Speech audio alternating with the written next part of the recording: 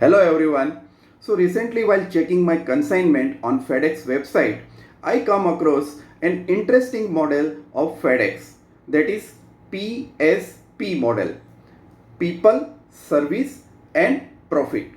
So what FedEx believes is if you take good care of your internal customers, that is your people, they will give better services to your customer and that will generate more profit for your organization.